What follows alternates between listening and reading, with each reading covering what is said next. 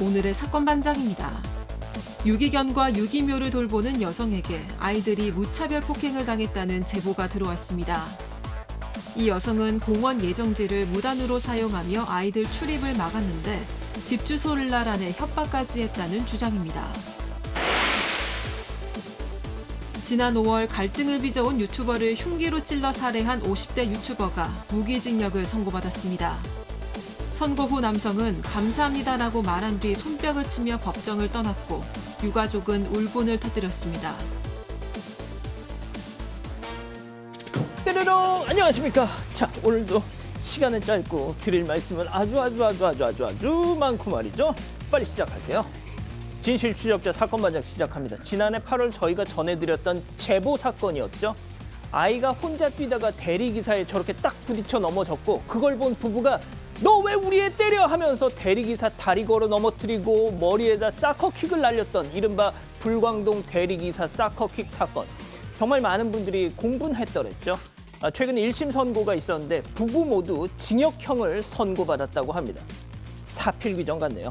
자, 오늘 출연자 소개 올리죠. 예, 백다희 아나운서, 양재열 변호사, 오윤성 순천향대 교수, 박지훈 변호사 나오셨습니다. 안녕하세요. 안녕하세요. 예, 우리 가족 모두 사반 완전 많이 봐요. 시엄니 이재호 여사, 신랑 조현빈, 딸 조사랑, 반려견 담비 하신 이보우님.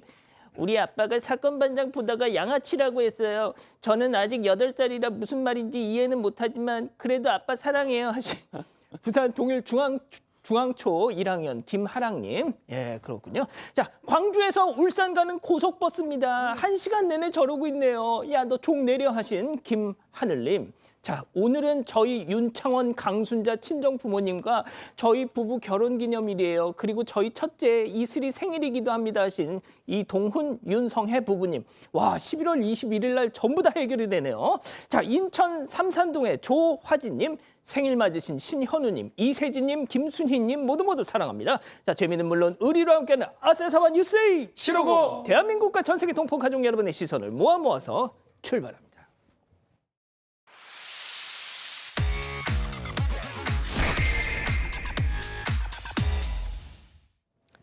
첫 번째 가볼게요. 자, 경찰 불러! 오늘 오후 서울 복판에서 벌어진 한 여성의 충격적인 난동 영상으로 만나보시죠.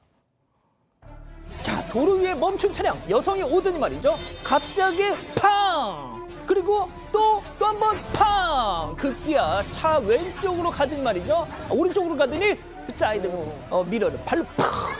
자, 오토바이 운전자한테 야, 너 뭐야? 막 이러니까 또 차를 파! 자, 바로 그때 아이 뭐 하는 거야 하면서 경적 울리는 버스들을 향해서 너 뭔데 빵빵거려! 육두문자를 발사합니다. 아이, 아가씨 지금 뭐 하는 거예요? 하자. 자, 아저씨 너 뭐 하는 거야? 막 하니까 야, 나 운전 안 해! 네가 해! 막 하면서 쓸데없는 얘기를 막 합니다. 자, 딱 봐도 느낌이 옵니다. 술 아니면 약 아니면 둘 다. 음주운전입니다. 음주운전 상태였고요. 아니, 술을 얼마나 마시면 저렇게 되는지 모르겠는데 오늘 오전 8시에 서울 관악구 신림동에 있는 사거리에서 벌어진 일이라고 합니다. 근데 차가 상당히 비싼 고급 차량입니다. 그 차량인데 그리고 자기 차량이었어요. 그나마 이건 다행입니다. 막 술에 취한 상태에서 저거 보시는 것처럼 내리치고 사이드미러 발로 차서 부수고 휴대전화로 수차례 내려 찍었던 그런 상황인데 경찰 수사 결과 어쨌든 그나마 마약은 아니고 음주 상태였다고 합니다. 자, 뭐 일단 남의 차 부순 건 아니니까 다행입니다, 박 변호사님. 네. 자, 오 교수님. 자, 그런데 자기 차 부수면 자기만 손해 아닙니까, 교수님? 뭐 금전적으로 전혀 뭐 구애를 받지 않는 것 같습니다. 그리고 이제 저게 음주 상태라고 하니까 아침 8시니까 밤새도록 술을 마신 것 같은데 그러네요. 상당히 기분이 나쁜 무슨 일이 있었던 것 같아요. 뭐 그렇다 하더라도 일단 그 성격을 보면은 일종의 분노 조절 장애가 있는 것이 아닌가 의심이 되는 정도인데 그리고 이제 경찰 부르는 것을 별로 겁을 안 내는 것 같아요. 그래서 사실 저런 사건 같은 경우는 얼굴만 공개를 해도 바로 저런 일들이 없어질 텐데 상당히 좀 이 얼굴 공개 치료가 좀 필요한 그런 사항이 아닌가라고 생각이 듭니다. 그러니까 말입니다. 아유, 좋습니다. 자, 다음 이어갈게요. 밥 먹다가 침을 찍찍. 저혈압이 치료되는 제보 영상 함께 만나보시죠. 자, 테이블에 둘러앉아서 한창 식사 중입니다. 자, 그런데 저기 검은 모자 남성 여직원 쪽으로 고개 휙 뭔가 했더니 식당 바닥에 침을 찍.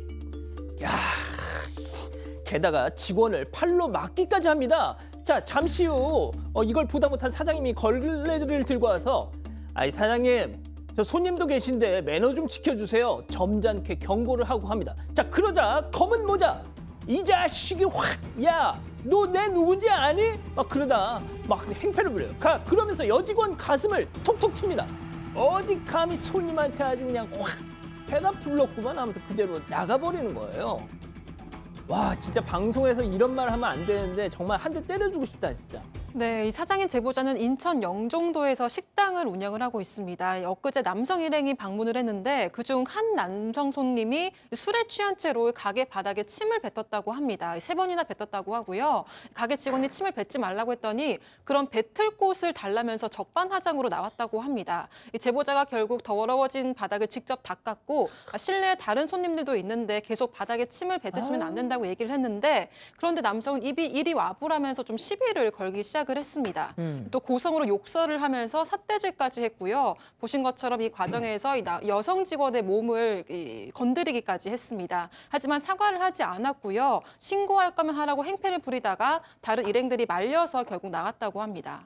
자, 박 변호사님. 예. 자, 그런데 저 모자 쓴 남성 저 동네에서 시쳇말로 방귀 좀 뀌는 사람이라고요? 딱 저 동네에서만요. 어. 아무것도 아닌데요. 이 동네에서는 과거 주민자치회장 또 뭐 뭔지는 모르겠지만 방위협의회장, 예비군 뭐 관리한 이런 거예요. 아무것도 아니에요. 진짜 본인 입장에서 상당히 본인이 높은 사람이고 완장을 차고 있는 사람으로 스스로는 인식하고 있는 것 같습니다. 그래서 알아봐달라는 거예요. 침 뱉으니까 나 좀 봐달라. 침 닦아버리니까 나 봐달라는데 안 보지? 그리고 밀고 가로막고 추행하고 이 모습이거든요. 전반적으로 본인이 권력이 좀 있다고 생각해서 지역 가게 사장이나 뭐 점원들한테 이런 어떤 함부로 하는 행동이 많다는 얘기도 좀 들리고 있고요. 다음 날 이 제보자 식당에 방문했는데 사과도 없었다고 합니다. 그래서 이제 사장이 제보를 했는데 계속 하는 말이지만 아무것도 아니에요. 아니 근데 지역 사회에서 정말 무보수로 어떤 그런 그렇죠. 직함을 갖고 그런 사람 침 뱉습니까? 그러니까요. 그런 분들은 존경받아야 되는데 침을 뱉어서 내 침 뱉으니까 나 한번 봐주세요. 이렇게 더러워요. 뭘 봐줘요. 알겠습니다. 자, 다음 이어갈게요. 달리는 차에 매달린 채입니다. 자, 충격적인 제보 영상입니다. 일단 만나보시죠.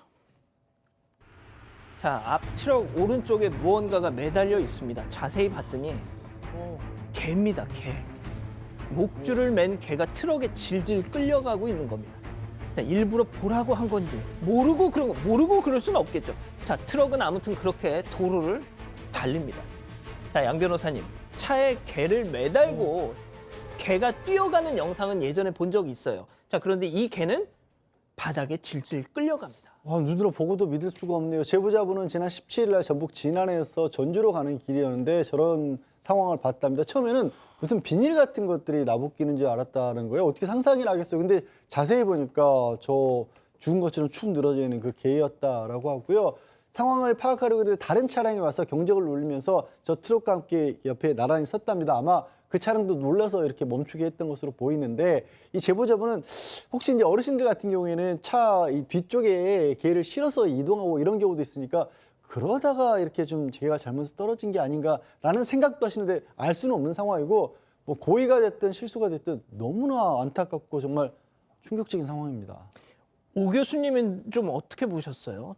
글쎄요, 제가 볼 때도 저게 아마 개를 저렇게 죽여서 차 뒤에다가 다른 사람들 보라고 그냥 끌고 다니지는 않았던 것 같아요. 그렇다면 너무 진짜 패스잖아요. 사이코패스 이런 거. 그렇죠. 그러니까 이제 저게 뭔가 저 개를 뭐 위에다 이렇게 묶어 놨는데 개가 이제 달리는 그 과정에서 이렇게 떨어지는 상태에서 앞에서는 그걸 인지를 못하고 그렇게 간 것이 아닌가라고 믿고 싶습니다. 그러니까요. 진짜 믿고 싶습니다. 아, 예. 자, 다음 이어가죠. 예상하지 못한 충돌입니다. 자, 황당한 제보 영상 만나보시죠. 자, 주차장 문 열리고요. 차가 나올 준비를 하고 있습니다. 바로 그때 한 남성 카트 끌고 컴온. 야, 오라이. 하지만 남성은 뒤만 보면서 킵고잉 하다가 안 돼. 쿵. 아이고야. 쿵. 아이고야, 내 무릎. 아이고, 나 죽네 죽어. 다리를 부여잡고 한참을 서 있는데요. 자, 그런데 저 지금 모닝 차량 잘못 100%가 나왔다고 합니다. 자, 이 부분이 좀 이해가 안 되는데 기계식 주차장입니다. 차량을 빼려고 후진한 상황이고 카트에 기름통을 싣고 온 남성 뭐 먼 산을 쳐다보고 있는 것 같죠. 그러다 부딪혀서 결국은 무릎을 다쳤고요.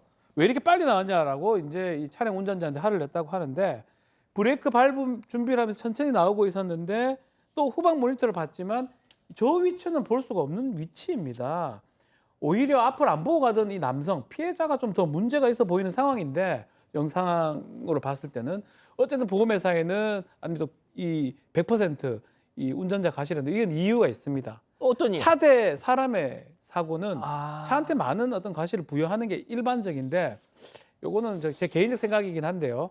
만약에 재판까지 간다면 보험료 내는 부분이겠죠. 뭐 크게 예. 다친 건 아니기 때문에 보험료 할증되는 그런 부분이긴 한데 재판까지 간다면 조금 달리 나올 가능성이 있습니다. 왜냐하면 저걸 과연 예상할 수 있을까요?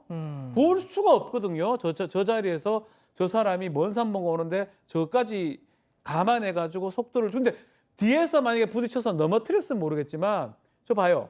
옆에서 부딪혀요. 옆에서 지가 부딪히잖아요. 이런 걸 봤을 때는 글쎄요. 보험 이 회사에서 책정한 거하고 재판에 갔을 때하고는 다른 결과가 나올 수 있을 것 같습니다. 자, 양 변호사님. 근데 저 남성분이 시선이 뒤쪽으로 가 있어요. 그래서 못 본 거예요. 근데 이게 이제 차주의 100% 잘못이다라고 하니까 이분은 또 억울하다. 그거 충분히 그러실 만하죠. 그리고 아무리 지금 박 변호사 얘기한 것처럼 통상적으로 보험회사에서 기준을 이렇게 잡습니다. 근데 저도 뭐 이번 사건뿐만이 아니라 가끔 어떻게 보면 좀 일을 좀 크게 안 키우려고 억울한 사건을 좀 만드는 경우도 있기도 하고요. 또 기준을 정해놓긴 한데 그 기준이 너무 경직돼 있어서 구체적으로 들여다보면 사실은 거기에 맞지 않아 보이는 것들조차도 무리하게 적용하는 경우가 있거든요.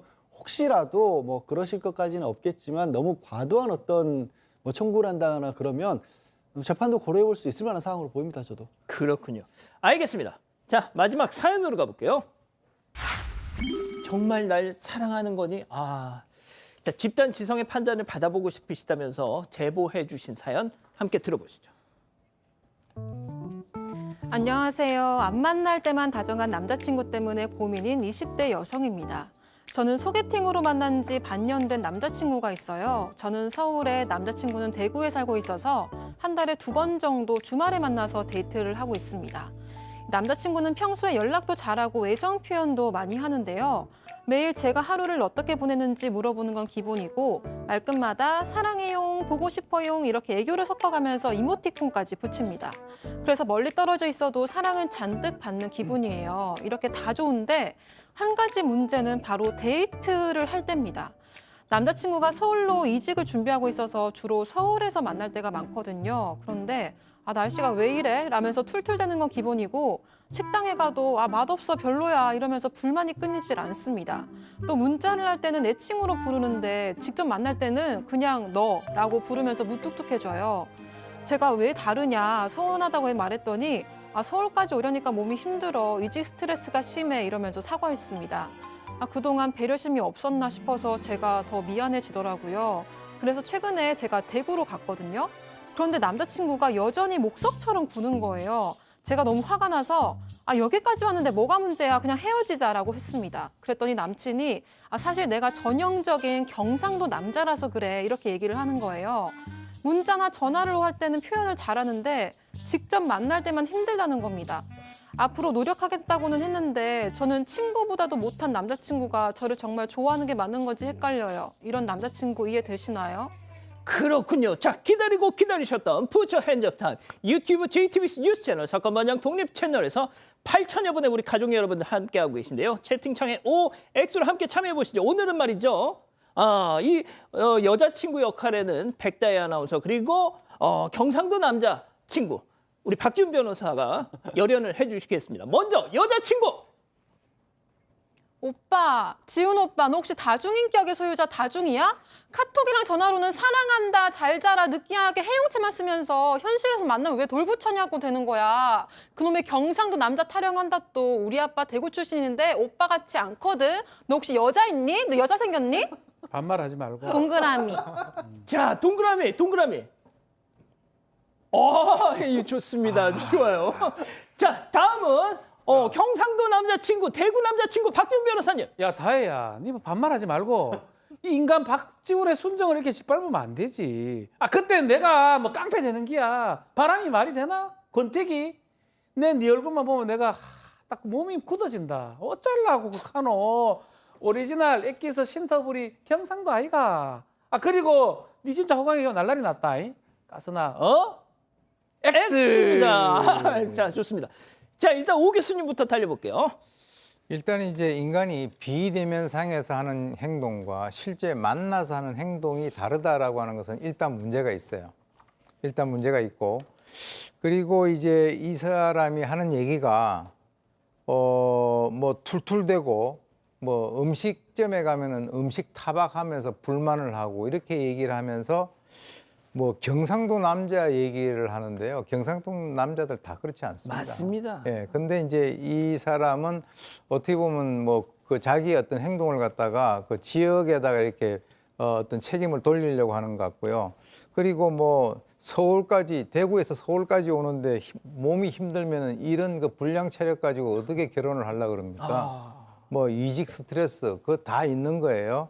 그런데 제가 볼 때는 이 여성에게 제가 말씀드리는데 네.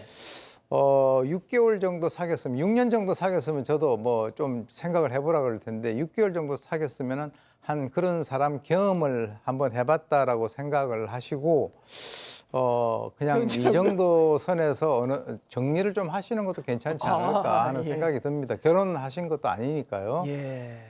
좋습니다. 자, 양 변호사님. 저도 이해를 못 하겠어요. 왜냐하면 머릿속으로는 도저히 이 이유를 추측이 불가능할 정도의 상황이고, 무엇보다 제일 나쁜 건요. 변명, 그러니까 피곤한 뭐 핑계를 대고 무슨 뭐 이직 스트레스가 있고 뭐 날씨가 어떻고 그러면서 뭐 경상도 핑계를 대고 이런 게 뭔가 거기가 제일 깨름칙해요. 다른 이유가 있을 것 같아요. 알 수가 없지만 피곤해요. 저도 지방 근무할 때요. 광주에서 서울까지 당일치기로 왔다 갔다 하고 그랬어요. 여자친구 보고 싶어서. 혹시 그때 여자친구가 지금 사모님입니까? 지금 뭐해 몹시 눈빛권 행사하겠습니다. 아유, 왜 그러니까 그런 말씀을 그런 얘기 왜 하셔? 물어봐요? 그 참. 아유, 당연히 그 질문이 20대 나오지. 때, 20대 때. 아이고, 쓸데없이 괜한 예를 들어가지고 나만 나쁜 사람 만들고, 아이고, 나쁜 양 사람. 변호사님. 자, 백다희 아나운서. 네. 자, 지금 말이죠. 네. 도블제이님. 백다희 사귀고 싶다, 뭐 그런 쓸데없는 말씀하세요.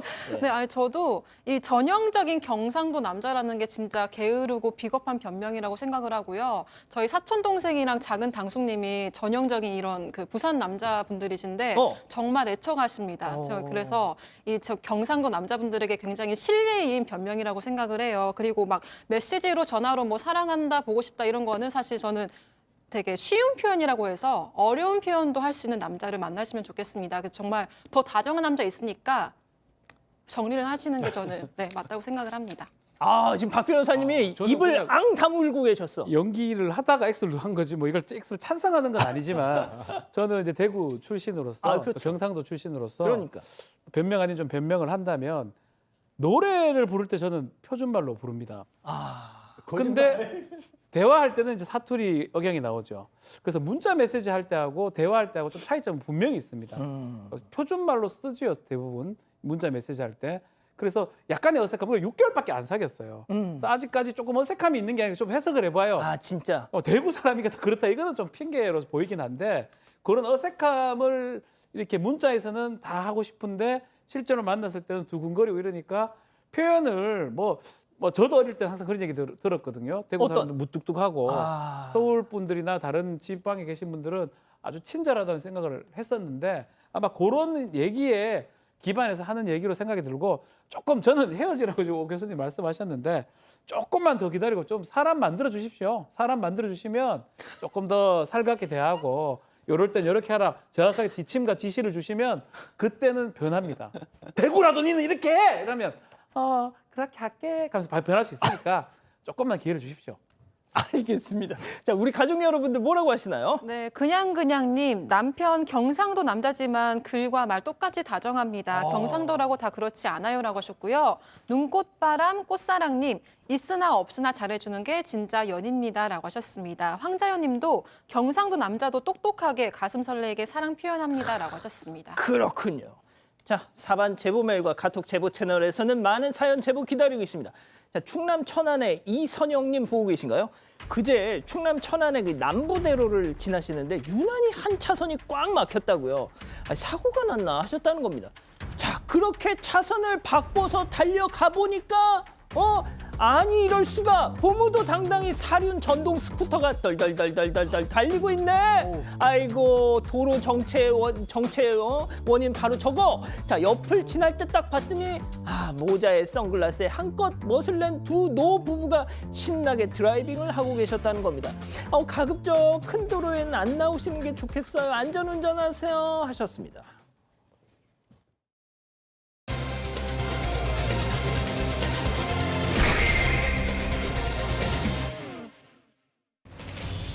유기견과 유기묘를 돌보는 여성에게 아이들이 무차별 폭행을 당했다는 제보가 들어왔습니다. 이 여성은 공원 예정지를 무단으로 사용하며 아이들 출입을 막았는데 집 주소를 나란해 협박까지 했다는 주장입니다. 무슨 일이 있었던 건지 알아봅니다.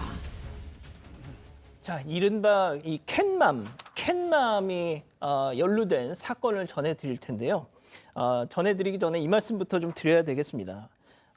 이 캣맘에 대한 비난이나 이런 건 좀 하지 않으셨으면 좋겠다. 정말 대부분의 그런 유기견, 유기묘를 이렇게 돌보시는 분들은 자기 돈, 자기 시간을 써가면서 정말 생명들에 대한 사랑의 실천을 하시는 분들이다. 자, 9살 아들을 둔 어머니의 제보입니다. 어느 날 아이가 밖에서 자전거 타다 넘어졌다고 이렇게 얼굴이 막 상처가 나서 와서 아이고 그런가 보다 했는데 다음 날 정말 충격적인 얘기를 들었다는 거죠. 네, 제보자는 경기도의 한 아파트에 살고 있고요. 지난 10일에 9살짜리 아들이 아파트 단지에서 친구랑 놀고 들어왔는데 얼굴에 뭔가 바닥에 긁힌 자국도 있고 옷에 구멍도 나 있고 온몸이 먼지 투성이었다고 합니다. 아들이 자전거 타다 넘어져서 얼굴에 바닥에 긁혔다고 해서 그냥 앞으로 조심히 놀라고 넘어갔다고 하는데요.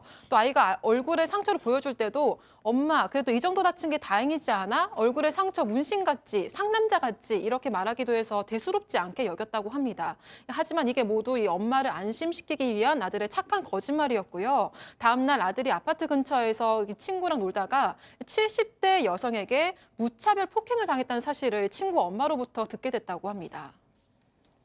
이게 도대체 무슨 얘기일까요? 할머니 70대 여성에게 맞았다? 자, 논란이 어머니는 당장 이 관리사무소에 가서 CCTV를 확인하셨다는데 정말 너무너무 충격적인 장면이 있었습니다. 직접 들어보시죠. 30분 동안 폭언은 지속됐고요. 폭행은 간헐적으로 있습니다. 크고 작게. 처음에 폐가에서는 나뭇가지, 지팡이, 도구를 사용해서 아이들이 맞았고 아이 머리채 잡고 벽에 벽치기 머리, 그리고 이제 단지 내 와서 아파트 입구 쪽이거든요. 자전거 타고 있는데 주먹으로 얼굴을 사정없이 때려서 자전거에서 결국 쓰러지죠. 쓰러지면 이제 발로도 때리는데 저희 아이 같은 경우에는 맞고 뒤로 가다가 하단까지 쓰러지는데 하단에서 이제 사정없이 신발로 맞았다고 아이는 표현을 해요. 아이들 얼굴도 핸드폰으로 사진을 찍고 전화번호 받고 사는 종 받고 그리고 SNS에 너희 올릴 거다. 교수님 저거 너무 심한데요, 저거? 예. 이제 이 폭행당한 아이 같은 경우는 이 제보자의 아들 포함해 가지고 총 4명이라 그럽니다. 그런데 전부 다 연령이 8살, 9살 정도 되는 그런 어린 아이들인데 사실 저렇게 맞아서 폭행으로 이제 충격을 받은 아이들이 이 제보자 아들 같이 집에 가가지고도 얘기를 안 했는데 이제 단지 내에서 저런 걸 보고 뭐 소문이 돌았던 모양이에요. 그래서 다른 엄마가 이 얘기를 해줘서 알게 됐는데 저 사건이 발생되고 만 하루가 지나서 알게 된 충격적인 사실은 언제부턴가 이 아파트 단지 바로 앞 공터에 폐가가 하나 있었는데 거기에 이제 제보자 아들 포함해가지고 이 아이들 같은 경우는 뭐 폐가 체험 이런 거 있지 않습니까? 그거 한다면서 이제 거기 아지트 같이 이렇게 놀았는데요. 이 70대 여성이 거기를 드나들지 말라라고 아이들을 막아 세우면서 이제 갈등이 있었고 그 말을 듣지 않자 저런 식으로 폭행을 했다라고 하는데 아까 맞은 그 아이 얼굴 보니까 제가 생각했던 것보다도 훨씬 심하네요. 자, 지금 나오는 그 문제의 폐가가 저기인 것 같은데요. 자, 그렇다면 저기가 저 여성의 저 집입니까? 그렇지 않습니다. 저기는요. 아까 이렇게 담장처럼 쳐놓은 거 보셨을 텐데 예. 공원 예정 부지라고 합니다. 그래서 시 소유의 땅인 겁니다. 그런데 마침 그 땅 안에 이제 아직은 공원 조성이 안 되면서 폐가가 하나 남아있던 거고 아이들 입장에서는 그런 거 있으면 어렸을 때 이렇게 신기하잖아요. 그래서 당연하죠. 막 가서 놀고 그러는데 문제는 저 70대 여성 같은 경우도 그 저 폐가에 유기견하고 유기묘를 밥을 주면서 저기서 돌보고 있었던 겁니다. 그러니까 이 여성의 입장에서는 아이들이 오면 유기견이나 유기묘들을 또 다치게 할까 봐 걱정할 수는 있어요. 근데 그렇다는 이유로 오지 말라고 하는데 애들 입장에서는 뭐 안 갈 이유가 없잖아요. 예. 그러니까 참다 못해서 폭행을 한 것 같은데 폭행의 정도가 굉장히 심했고 이미 이 사건 전에 폐가에서 전에도 폭행당했는데 그때도 뭐 나뭇가지 지팡이로 때리기도 하고 심지어 이렇게 멱살을 잡고 벽에 밀어붙여서 머리를 다치게 완전 그런 일도 있었다라고 그렇게 아이들은 얘기를 하고 있습니다. 아니 본인 소유도 아닌 집에서 왜 자기가 주인 행세하면서 애들을 패요? 납득하기 어렵죠. 어. 그래서 아마 이런 말을 한 것 같아요. 왜 맞았냐 얘기도 안 했냐고 하니까 아이들이 좀 충격적인 얘기를 좀 합니다. 어른이 때리면 맞아야 되는 줄 알았다. 또 네? 엄마도 혹시나 맞을까 봐 두려웠다 얘기를 하고 있고요. 아, 엄마도 맞을까 봐 그렇죠. 저 할머니한테 그래서 만약에 왜 때려요 얘기하면 사정없이 때리니까 눈을 질끔 감고 그냥 맞고 있었다라고 얘기하고요. 세상에. 정신이 아유. 없었다고 합니다. 이 4명 중에 제보자들이 가장 크게 맞았다고 하고요. 자전거 타고 도망가는데 이 여성이 아이들 얼굴 휴대전화로 찍는 모습 봤죠. 찍고 동 물어보고 또 전화번호 물어보면서 SNS에 협박하겠다라고 얘기도 했던 상황이고요. 나중에 이 친구들과 같이 끌려간 자리에서 제보자 아들이 가장 크게 폭행을 당했다고 합니다. 아, 근데 이 아이가 너무 착하다, 정말. 자, 이 아이를 그것도 내 아이뿐만 아니라 다른 아이들까지 총 4명을 앞서 보신 영상처럼 거의 막 자전거 타고 있는 애를 끄집어 내려가지고 막 때리잖아요. 자, 저 70대 여성 폭행 사실 인정했을까요? 체크포인트 짚어보죠. 여보, 나 때린 적 없거든. 자, 무슨 얘기인지 함께 들어보시죠. 여보. 왜? 참, 내가 어제 얘기했지? 애들이 너무 힘들다고 내가 2시간 동안 내가 기다 막혔다고. 얘들이 지금 맞았다고 지네 부모들 데려와갖고 나한테 난리야. 확인한다고. 나는 때린 적 없거든. 일이 들어와가지고 유리창 우리 집 여기 집 아니 유리창 밖에 부수고 내가 배 부쉈으면은 부모들이 보상을 해야 되는 거고요. 애를 때렸다면서요. 안 때렸어요? 그러면 애들이 거짓말하네요.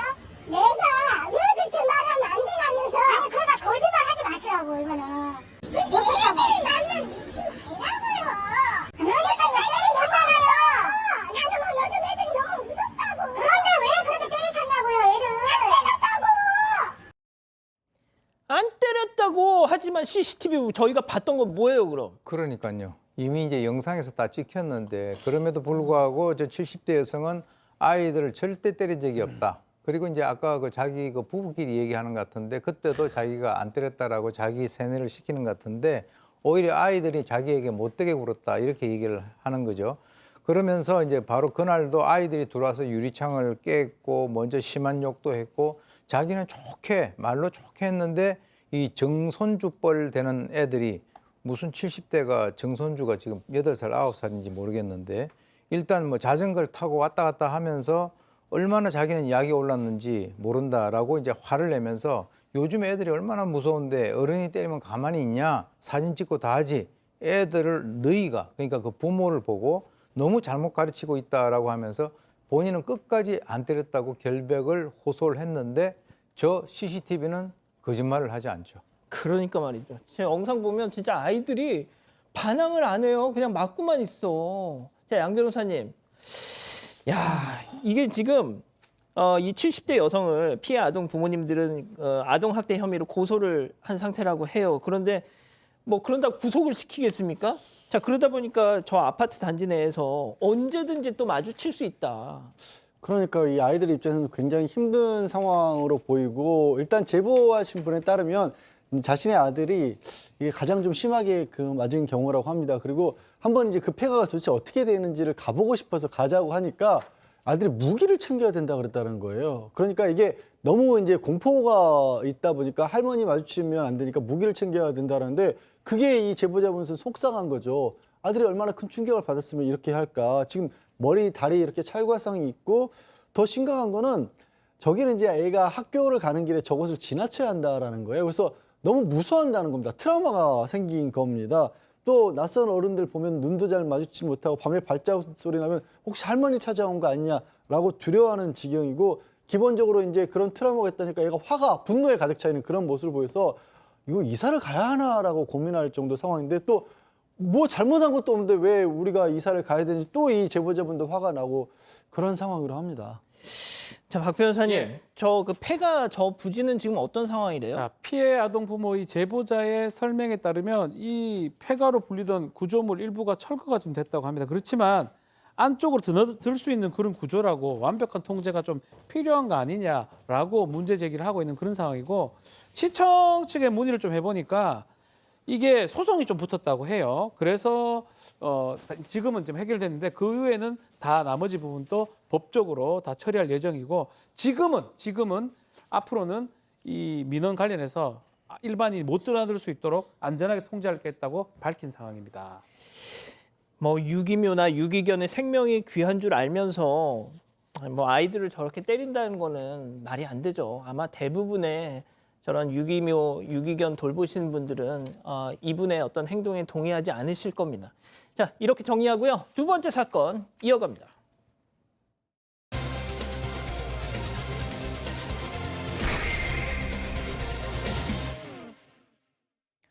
빨간 천을 들고 차에서 다급하게 내리는 남성. 그리고 몇 초 뒤 빈손으로 돌아와서는 자리를 벗어나는데요. 바로 6개월 전 라이브 방송을 하던 50대 유튜버를 흉기로 잔혹하게 살해한 자였습니다. 그리고 어제 법정에 선 이 남성은 형량을 선고받고 기쁘다는 듯이 두 팔을 들어 올렸다고 하는데요. 도대체 이날 법정에선 무슨 일이 있었던 걸까요? 자, 지난 5월에 전해드렸던 정말 충격적이었던 사건이죠. 유튜브 라이브 방송 중에 서로 정말 살인 사건이 고스란히 그게 중계가 됐었습니다. 맞습니다. 지난 5월 9일 오전 10시쯤이고요. 부산 지방법원 앞에서 일어났던 사건입니다. 당시 유튜버끼리 갈등이 있었는데 유튜버가 유튜브 생방송을 하면서 습격을 했고요. 그 습격하는 모습이 그대로 찍혔던 상황도 됩니다. 이 피해 남성 흉기에 찔렸고요. 심정지 상태로 병원에 옮겨졌는데 안타깝게도 숨졌는데 가해 남성은 나중에 도주를 했습니다. 저렇게 도주를 한 다음에 범행 1시간 40분 만에 경북 경주에서 검거가 되었던 것입니다. 두 사람 지금 말씀하신 것처럼 고소를 서로 해서 한 200여 건을 공방을 하고 있던 상황이고 온라인상에서도 서로 비난하고 비판하고 비방했던 걸로 알려졌는데 이 가해 남성 결국은 특가법상 보복살인 혐의로 구속됐던 사건입니다. 가해자도 피해자도 서로 유튜버였어요. 그러니까 유튜브 방송을 통해서 서로가 막 디스를 하고 비난을 하고 했던 겁니다. 그러다가 정말 이 오프라인에서 만나서 그게 어떤 폭행으로 이어졌고 결국 저렇게 법원 앞에서 살인 사건으로 결말이 났던 건데 이 가해자 홍모 씨, 나 계획한 것도 아니고 보복한 것도 아니다. 죽이려고 하지 않았다. 자, 그런데 말이죠. 어제 1심 선고가 나왔죠? 네, 맞습니다. 가해자 홍 씨는 경찰 조사 때부터 재판까지 계속해서 우발적인 범죄였다, 죽이려 한 건 아니었다고 진술을 했습니다. 하지만 재판부는 이를 모두 부정을 하고 공소사실 모두 유죄로 판단하고 무기징역을 선고했습니다. 위치 추적과 전자장치 부착 10년 명령도 내려졌는데요. 재판부는 홍 씨가 범행 전날 마트에서 30cm 길이의 흉기를 구매하고 도주 차량을 미리 준비한 점 등을 봐서 범행을 치밀하게 계획했다고 판단했습니다. 또 피해자가 이미 흉기로 2차례 관통상을 입고 쓰러졌는데도 피해자에게 흉기를 휘둘러서 12차례 깊은 상처를 냈다는 점에서도 살해 의도가 있다고 봤습니다. 재판부는 사주나 죄책감을 보기가 힘들고 그간 전력을 보면 살인 범죄를 또 범할 위험성이 인정되는 점을 고려해서 사회로부터 영구히 격리할 필요가 있다라고 밝히며 무기징역을 선고했습니다. 자, 어제 법정에서 무기징역, 판사가 무기징역 딱 선고했을 때 이 홍 씨, 유족에게 죄송하다 이렇게 고개를 푹 숙였을까요? 체크포인트 짚어보죠. 노 후보장, 무슨 얘기일까요? 이날 법정을 찾았던 참관인 얘기 직접 들어보시죠. 어깨 가슴에다 힘주고 박수 치면서 노후 보장해 주셔서 감사합니다. 그리고 팔을 번쩍 들더라고요. 대한독립 만세 하듯. 그렇게 팔을 펼치니까 피해자 누나가 너는 살아있잖아. 우리 살려내. 이러니까 인상 팍 쓰면서 사기꾼 같은 그런 식으로 욕을 하면서 끌려나갔죠. 판사님, 검사님도 벙쪄갖고 아무 말 못하고 다들 어이가 없으니까 침묵이 잔잔했죠. 노 후보장 해주셔서 감사합니다. 너무 어처구니가 없죠. 이게 무슨 상황이었냐면 이걸 전해주신 참관인이 예전부터 이 홍 씨하고 피해자하고도 잘 알던 사이였다고 합니다. 그래서 재판에 참가했고 재판 판결 선고 전에는 뭐 날마다 반성문도 써내기도 했는데 제대로 반성하는 것처럼 보이진 않았다라고 참관인은 그렇게 얘기를 했어요. 그도 그럴 것이 재판 선고받으러 들어오는데 몸에 힘 딱 주고 들어와가지고 마치 무슨 건달해도 되는 것처럼 판사가 물어보면 뭐 걸쭉한 목소리로 이렇게 대답을 했답니다. 그리고 나서 무기징역을 선고하니까 그때 일어나면서도 목하고 가슴에 딱 힘주고 일어나가지고 박수를 딱 치더라는 거예요. 그러더니 노 후보장에서 감사합니다. 이게 그리고 마치 무슨 만세 독립만세 부르듯이 팔을 번쩍 들었답니다. 이 상황이 너무 기가 막히니까 뭐 판사도 검사도 방청객들도 말을 못했다라는 거예요. 그러다가 그 정적을 깬 게 이제 유족들이 얼마나 기가 막혔겠습니까? 그렇죠. 넌 살아있잖아, 살려내 이런 식으로 이제 소리를 지르니까 이 돌아가다가 나가다 말고 또 유족들에게 폭언을 했다네요. 자, 그런데 이자 말이죠. 정말 평소에도 시한폭탄 같은 존재였답니다. 이어서 들어보시죠. 동고동락 산 사람들 얘기 들어보면 자기네끼리 딴 얘기하는데도 지 얘기한다고 막 승질을 내고 너 내 욕했지 이러고 물어본대요. 그 평생 을 갖고 다니던 애거든요. 30년 동안 연장을 등산 가방에다 메고 다니면서 나 건들면 죽이고 나 죽을 거야 이러고 다니던 애예요. 이 정상이 아니었네요. 예, 흉기를 뭐 30년 동안 가지고 다녔다라고 하면 또 자기 얘기를 안 했는데도 너 내 욕했지 하는 거 보면은 일종의 그 약간의 그 피해망상 경향이 있는 것으로 보이고요. 그리고 이제 주로 자기보다 약한 사람들 골라서 위협을 하고 또 뭐 어떤 유튜브를 통해 가지고 본인이 뭔가 어떤 그 입지가 달라지니까 마치 연예인이 된 것처럼 행동했는데 이번에 무기징역 선고받을 때 노후 보장해줘서 감사합니다라고 하는 것도 그런 맥락에서 우리가 해석을 해야 될 것 같습니다. 그리고 이제 그 범행 이후에도 그동안 저를 아껴주시고 응원해주신 여러분께 죄송하다. 그런데 저는 하나 좀 의문이 가는 게 검거된 이후에도 마지막 인사를 드린다. 그동안 고마웠다라고 하는 이런 어떤 그 실시간 댓글을 남겼다라고 하니까 이게 어떻게 그게 가능한지 그건 제가 지금 이게 말이죠. 네. 이자가 경주로 도망을 갔을 때 네. 그 틈에 자기 거기다가 올린 겁니다. 이 글을.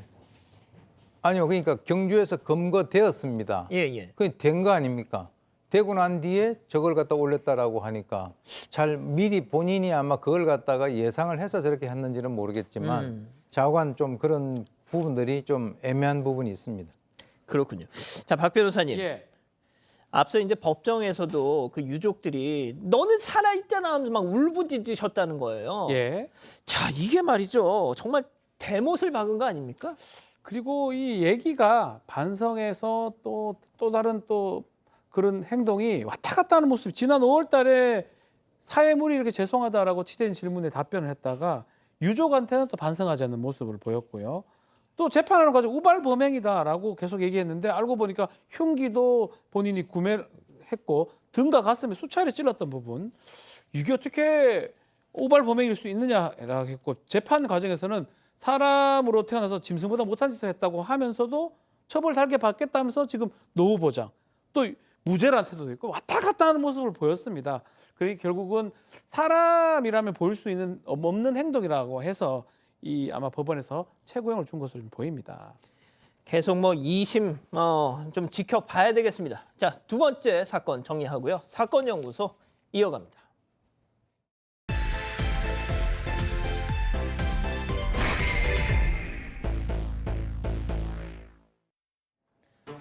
새벽 시간 거제 한 선착장 인근에서 싸움이 벌어졌습니다. 남성 3명이 한 명을 상대로 주먹을 휘두르는데요. 주변엔 또 다른 여성이 피를 흘리며 쓰러져 있습니다. 오늘 사건 연구소의 키워드는 의인인가 폭행범인가입니다. 자, 이 사건 많이들 기억하실 거예요. 예.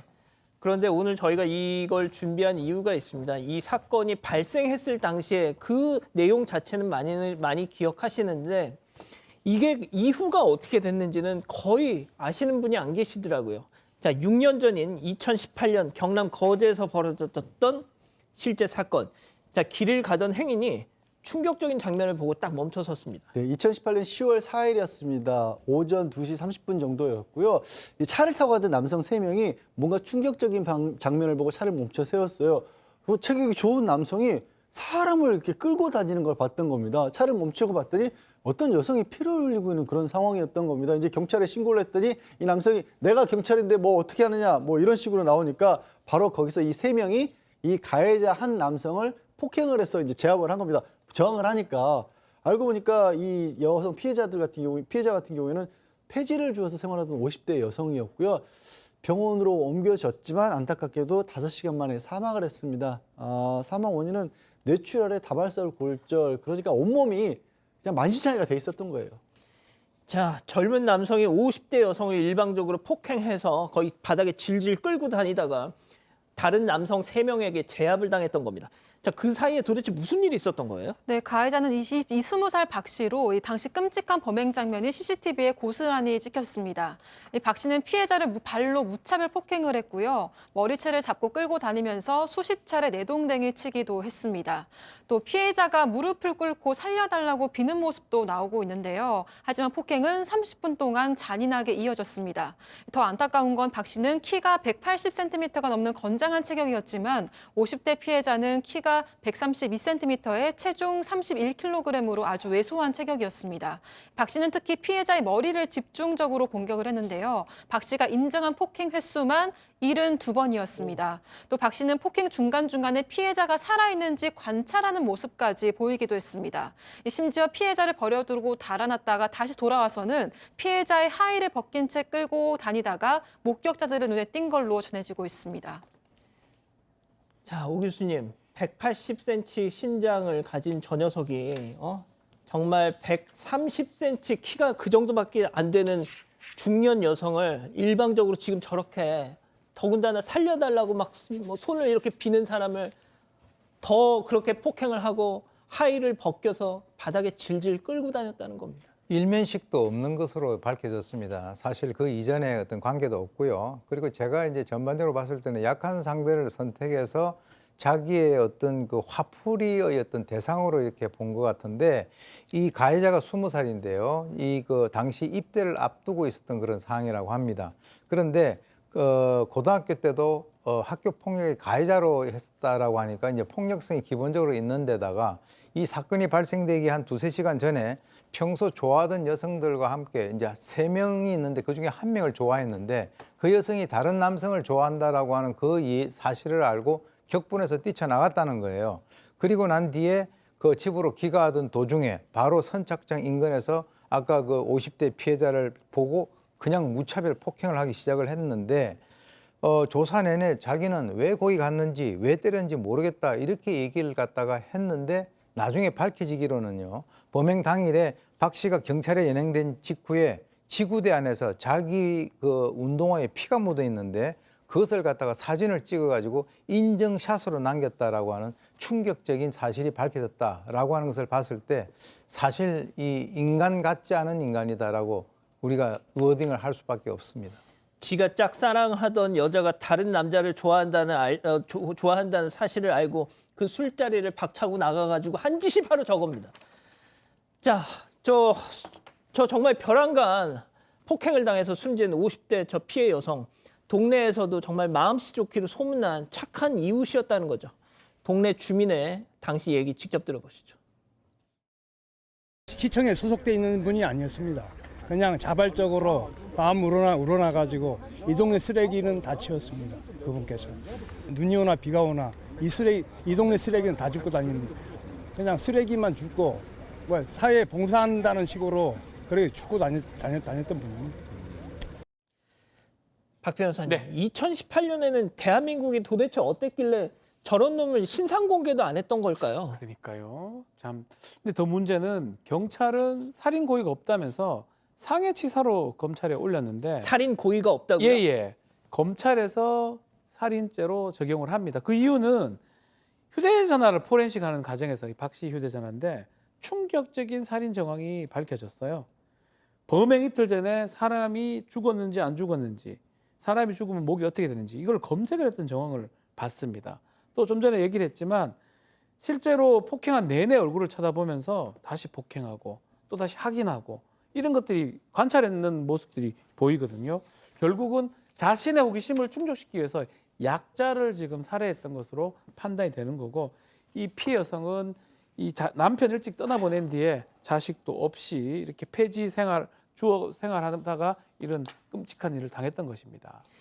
저희가 맨 처음 전해드렸을 때 저 폭행 상황을 보고 성인 남성 3명이 달려서 저 자식을 제압했다고 했잖아요. 자, 그런데 어떻게 보면 그 의인인 분들이 역고소를 당할 뻔했었다고요. 네, 맞습니다. 당시 신고자로 추정되는 사람이 인터넷에 쓴 그 댓글이 화제가 됐었는데요. 댓글 내용에 따르면 일단 먼저 당시 신고자가 박 씨를 제압하기 전에 경찰에게 연락을 해서 가해자를 때려서 제압을 해도 되냐고 물었습니다. 허락을 받고 박 씨를 폭행해서 제압을 했는데 이후 경찰이 와서 신고자들이 박 씨를 넘겨주고 같이 파출소로 갔었다고 합니다.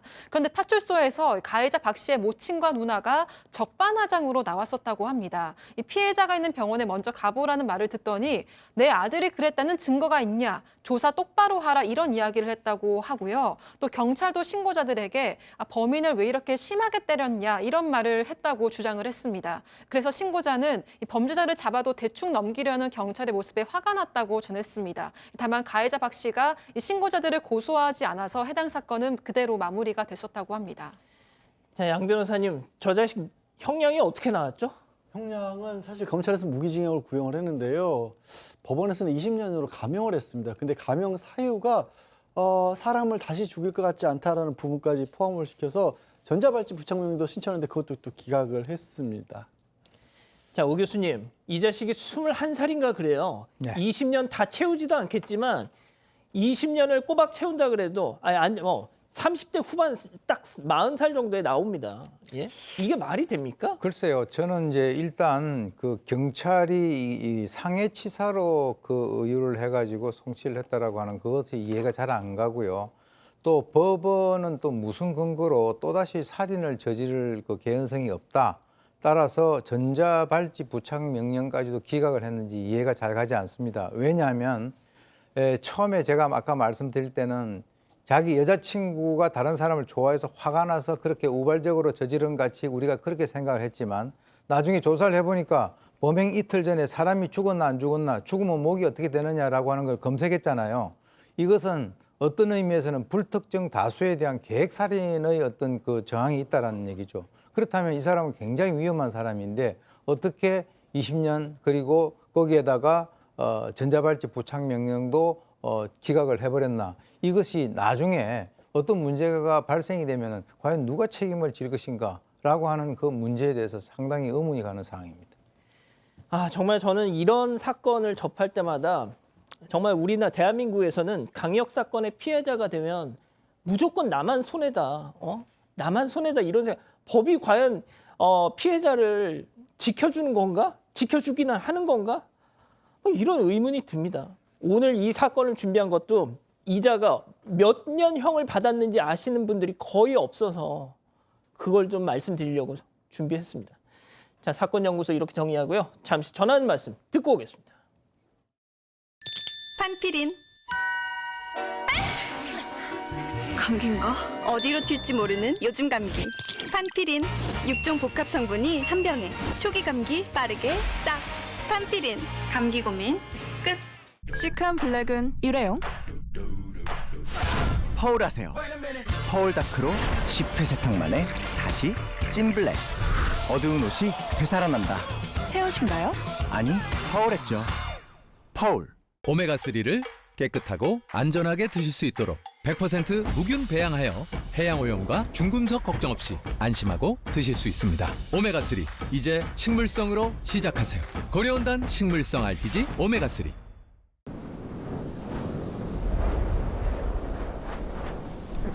입동.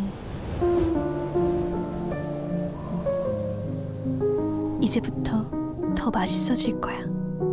투썸 플레이스. 사랑하는 사건반장 가족 여러분, 행복한 밤 보내시고요. 저희는 내일도 사반 750 저녁 7시 50분에 다시 옵니다. 안녕히 계십시오.